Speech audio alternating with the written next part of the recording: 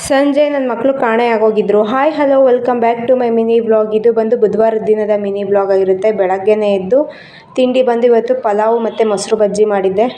ತುಂಬ ಹೊಟ್ಟೆ ಹಸ್ತಿರೋ ಕಾರಣ ಪಲಾವ್ ನೋಡಿದ ತಕ್ಷಣ ಮನಸ್ಸು ಎಳೆದ್ಬಿಡ್ತು. ಹಾಗಾಗಿ ವಿಡಿಯೋ ಮಾಡ್ಕೊಳ್ಳೋದೇ ಮರ್ತದೆ. ಪಲಾವ್ ಟೇಸ್ಟ್ ಮಾತ್ರ ಅಲ್ಟಿಮೇಟ್ ಆಗಿತ್ತು. ತಿಂಡಿ ಎಲ್ಲ ಮುಗಿಸ್ಕೊಂಡು ತಿಂಡಿ ಪಾತ್ರೆ ಕ್ಲೀನ್ ಆದಮೇಲೆ ಇವಾಗ ಅಡುಗೆ ಮಾಡ್ತಾ ಇದ್ದೀನಿ. ಅಡುಗೆ ಬಂದು ನುಗ್ಗೆಕಾಯಿ ಸಾಂಬಾರು ಮತ್ತು ಬಿಸಿ ಬಿಸಿ ಅನ್ನ ರೆಡಿ ಆಗ್ತಾ ಇತ್ತು. ಟೈಮ್ ಬಂದು ಒಂದು 12:30 ಆಗಿತ್ತು. ಎಲ್ಲ ಕೆಲಸ ಮುಗಿಸಿ ಅಡುಗೆ ಮನೆ ಕೆಲಸ ಎಲ್ಲ ಮುಗಿಸಿ ಹಾಗೆ ನಾನು ಊಟ ಎಲ್ಲ ಮಾಡಿಕೊಂಡು ಸಂಜೆ ಹಾಗೆ ಮಕ್ಕಳು ಬಂದಿದ್ದ ತಕ್ಷಣ ಎಲ್ಲೋದ್ರು ಅಂತ ನೋಡ್ತಾ ಇದ್ರೆ ಇಲ್ಲಿ ಕಾಣೆಯಾಗೋಗಿದ್ದಾರೆ.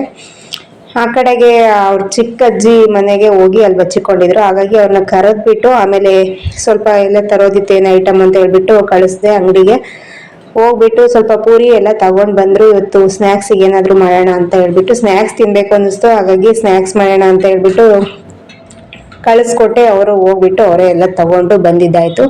ಹೀಗೆ ಎಲ್ಲ ಒಂದೊಂದು ಸ್ವಲ್ಪ ಅವ್ರಿಗೂ ಅಭ್ಯಾಸ ಮಾಡಿಸ್ತಿದ್ರೆ ಎಲ್ಲ ಅವ್ರಿಗೂ ಗೊತ್ತಾಗುತ್ತೆ. ಹಾಗಾಗಿ ಒಂದೊಂದು ಯಾವುದಾದ್ರೂ ಒಂದೊಂದು ಚಿಕ್ಕ ಚಿಕ್ಕ ಐಟಮ್ ತರೋದಿದ್ರೆ ಅವ್ರನ್ನೇ ಕಳಿಸ್ಕೊಡ್ತೀನಿ. ತಂದಿದ್ದಾದ್ಮೇಲೆ ನಾನು ಕೂಡ ಚಿರುಮುರಿ ಮಾಡೋಣ ಅಂತ ಹೇಳ್ಬಿಟ್ಟು ರೆಡಿ ಮಾಡಿಕೊಂಡೆ.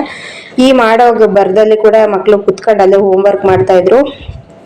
ಚಿರುಮುರಿ ಮಾತ್ರ ಸಖತ್ತಾಯಿತು ಎಲ್ಲ ರೆಡಿ ಆದಮೇಲೆ. ಮಧ್ಯದಲ್ಲಿ ಇದಿಲ್ಲ ಅಂದರೆ ದಿನ ಕಂಪ್ಲೀಟ್ ಆಗೋದೇ ಇಲ್ಲ. ಹಾಗಾಗಿ ಜಗಳ ಆಡ್ಕೊಂಡು ಕೂತಿದ್ರು. ಜಗಳ ಎಲ್ಲ ಮುಗಿದ್ಮೇಲೆ ಚಿರುಮುರಿ ಹಾಕ್ಕೊಟ್ಟೆ. ಅವರು ಕುತ್ಕೊಂಡು ತಿಂದಿದ್ದಾಯಿತು.